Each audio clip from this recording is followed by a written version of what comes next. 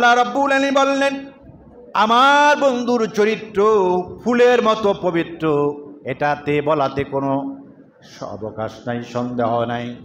কারণ আম্মা জান হযরতে আয়েশা সিদ্দিকা রাদিয়াল্লাহু তাআলা আনহুর কাছে সাহাবায়ে কেরাম যখন বর্ণনা জিজ্ঞাসা করলেন, আম্মা জান আয়েশা আপনি বলেন তো নবীর চরিত্রটা কেমন? হযরত কাতাদা রাদিয়াল্লাহু তাআলা বর্ণনা করেছেন, আম্মা জান আয়েশা বলেন, নবীজির চরিত্রের ব্যাপারে যখন কাফেররা জিজ্ঞাসা করেছিলেন, আম্মা জান বলেছেন, ওয়া কানান নাবিয়্যু সাল্লাল্লাহু তাআলা আলাইহিস সালাতু ওয়াস সালাম তাখাল্লাকু বিআখলাকিল্লাহ। আল্লাহু আকবার। আম্মা জান আয়েশা বলেন, তোমরা আল্লাহর চরিত্রের ব্যাপারে কথা বলো, আমি আয়েশা বলে দিলাম তোমরা জেনে রাখো আল্লাহর চরিত্রের রংটাই হলো আমার নবীর চরিত্র। আমার আল্লাহর যে চরিত্র, সেই চরিত্রর ছাপটা পড়ছে আমার নবীর প্রতি। সুবহানাল্লাহ। অর্থাৎ কোরআনের মধ্যে যে চরিত্রের আলোচনা করা হয়েছে, পুরা চরিত্রের পূর্ণতা আল্লাহ তাআলা রসুলকে দান করেছেন, বলেন সুবহানাল্লাহ। হুজুর আকরাম সাল্লাল্লাহু আলাইহি ওয়াসাল্লাম বলেন, বুইসতু লিউতাম্মিমা মাকারিমাল আখলাক। নবীজি বলেন, আবু হুরায়রা রাদিয়াল্লাহু তাআলা বর্ণনা করেছেন যে নবীজি বলেছেন, উত্তম চরিত্রের পূর্ণতা দান করার জন্য আল্লাহ রাব্বুল আলামিন আমাকে দুনিয়াতে প্রেরণ করেছেন। সুবহানাল্লাহ। আল্লাহ তাআলা রসুলকে চরিত্রের মডেল হিসাবে, আইডল হিসাবে আল্লাহ তাআলা রসুলকে পৃথিবীতে প্রেরণ করেছেন। সুবহানাল্লাহ, সুবহানাল্লাহ।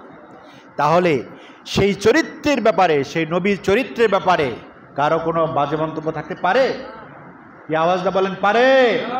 যদি কেউ করে বুঝতে হবে তার জন্মে সমস্যা আছে, ঠিক কিনা?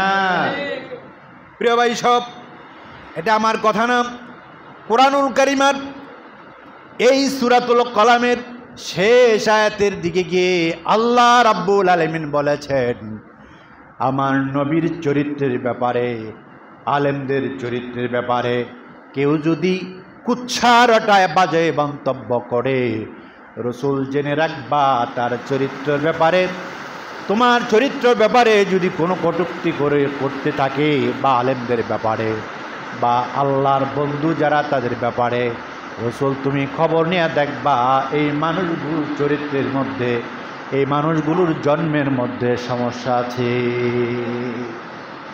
উতুলিম বলেছেন, অর্থাৎ আল্লাহ তাআলা বলেছেন নিঃসন্দেহে এরা হলো জারক সন্তান। কারা? যারা নবীর চরিত্রের ব্যাপারে কটাক্ষ করে, আলেম ওলামের চরিত্রের ব্যাপারে কটাক্ষ করে, আল্লাহ নিজে বলেছেন তারা নিঃসন্দেহে জারক সন্তান। কে বলেছেন? আমি বললাম? আমি কার কথা বলেছি? আল্লাহ নিজে বলেছেন, এই সার্টিফিকেট আল্লাহ নিজে দিয়েছেন। সুতরাং এই সূরাতুল কলামের তাফসীর শেষ আয়াতে তাফসীর ব্যাখ্যা পড়লে বোঝা যায়, কেউ যদি আল্লাহর নবীকে যেমন কালামের কোরআনের দাওয়াত দিতে গিয়ে আক্রান্ত হয়েছেন, এবং কিয়ামত পর্যন্ত যারা কোরআনের দাওয়াত দিতে গিয়ে আক্রান্ত হবেন, বাধাগ্রস্ত হবেন, যারা বাধা দিবেন তারা বুঝবেন নিঃসন্দেহে তারা জারক সন্তান। কথাটা কার? আল্লাহ নিজে বলছেন। কোন সূরায়? সূরাতুল কলাম। কোন আয়াতে? শেষ আয়াত। সুবহানাল্লাহ বলতেন না? সুতরাং আল্লাহ যদি সার্টিফিকেট দিয়ে থাকে, আমাদের বলতে অসুবিধা আছে? মানতে অসুবিধা আছে? সুতরাং আদৌ যারা কোরআনের কথা বলতে বাধা সৃষ্টি করে, বুঝতে হবে তারা কি?